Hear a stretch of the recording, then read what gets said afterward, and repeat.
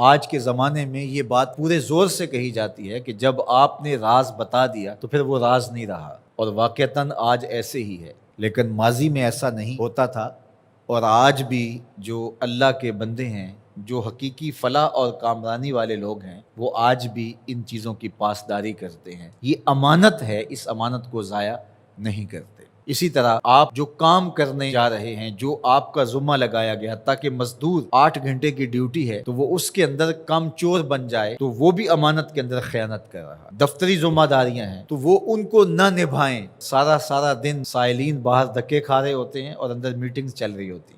آپ کو منصب دیا گیا تھا لوگوں کی ضرورتوں کو پورا کرنے کے لیے، آپ کی ذمہ داریوں میں یہ چیز شامل ہے کہ آنے والے لوگوں کی ضرورت کو پورا کریں، تو یہ امانت کے زمرے میں آتا ہے۔ ممبر و محراب یہ بھی ایک ذمہ داری ہے، اس کے جو تقاضے ہیں اس کو نبھانا پڑے گا، اور اگر نہیں نبھاتے ہیں تو آپ اس امانت کو صحیح طرح ادا نہیں کر سکتے۔ تو اس سے صرف مالی امانات ہی مراد نہیں ہے، اس سے ہر وہ چیز جو اس زمرے میں ہو اس کو شمار کیا جائے گا۔ اور یہ بات اچھی طرح ذہن میں رکھی جائے کہ امانتیں سپرد ہی ان کو کرنی چاہیے کہ جو امانتوں کو ادا کرنے کی اہلیت رکھتے ہیں۔ ان لوگوں کو معاملات سپرد کر دیے جائیں جو ان معاملات کو نبھانے کی اہلیت ہی نہیں رکھتے، تو پھر نتیجہ کیا ہوگا کہ وہ نبھانا چاہیں گے بھی تو نہیں نبھا سکیں گے۔ ایک تو ہیں ہی نااہل اور پھر اوپر سے خائن بھی ہوں، کم چور بھی ہوں، تو پھر کیا نتیجہ نکلے گا؟ لیکن اگر خائن اور کم چور نہ ہو، نااہل ہوں، ڈرائیونگ سیٹ کے اوپر آپ اس کو بٹھا دیں جو ڈرائیونگ نہیں جانتا ہے اور وہ بہت مخلص ہے، تہجد گزار ہے، شب زندہ دار ہے، تو اس کی شب زندہ داریاں، اس کی تہجد گزاریاں، اس کا صائم الدہر ہونا،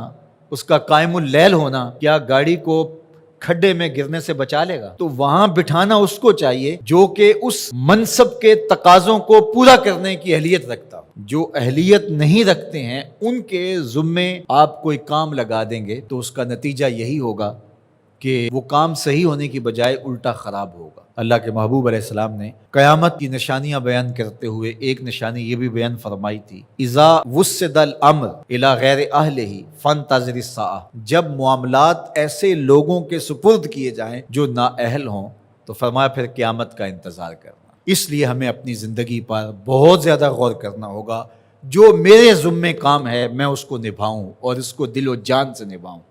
مجھے جو منصب دیا گیا ہے ممبر و محراب کا، میں اس کو پورا کروں۔ اگر آپ کے ذمے پھولوں کی ایک کیاری میں پانی لگانا ہے تو آپ وہ کام کرنے جا رہے ہیں جو آپ کر نہیں سکتے، اور آپ کہتے ہیں کہ نہیں میں ممبر پہ بیٹھ کے خطابت کروں گا، وہ تو آپ کا منصب ہی نہیں ہے۔ آپ کو جو کام دیا گیا ہے وہاں گوڈی میں کوتاہی نہیں ہونی چاہیے، وہاں وقت پہ پانی ملنے پہ کوتاہی نہیں ہونی چاہیے۔ ہر بندہ جو اس کا منصب اور اس کا جو دائرہ کار ہے، جب اس میں کام کرنے لگ جائے گا تو نتیجہ کیوں پیدا نہیں ہوگا؟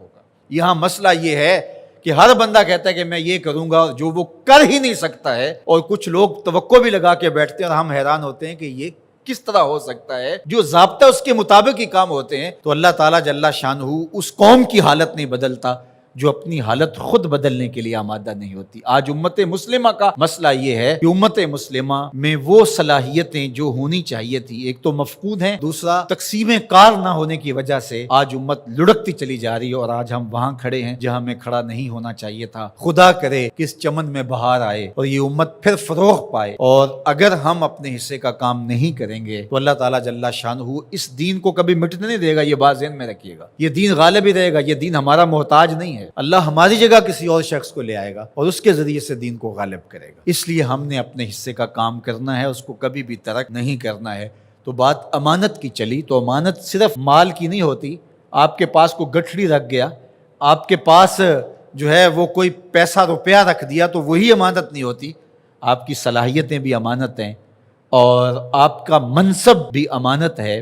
آپ پر جو لوگوں نے توقع کی، ٹرسٹ کیا، وہ بھی امانت ہے۔ اور آپ سے کسی نے گفتگو کی، گھر کی بات شیئر کی، آپ کو پیر سمجھ کے، مرشد سمجھ کے، بڑا سمجھ کے، محلے کا بڑا سمجھ کے، تو وہ بھی امانت ہے۔ تو اللہ تعالیٰ جل شانہ نے یہاں دو چیزیں خاص طور پہ بیان فرمائی، امانت اور عہد کے اندر جو وعدہ کر دیا ہے اس کے اندر خیانت نہ کی جائے۔ یہ دو چیزیں اگر نہیں ہیں تو پھر دین ہی نہیں ہے۔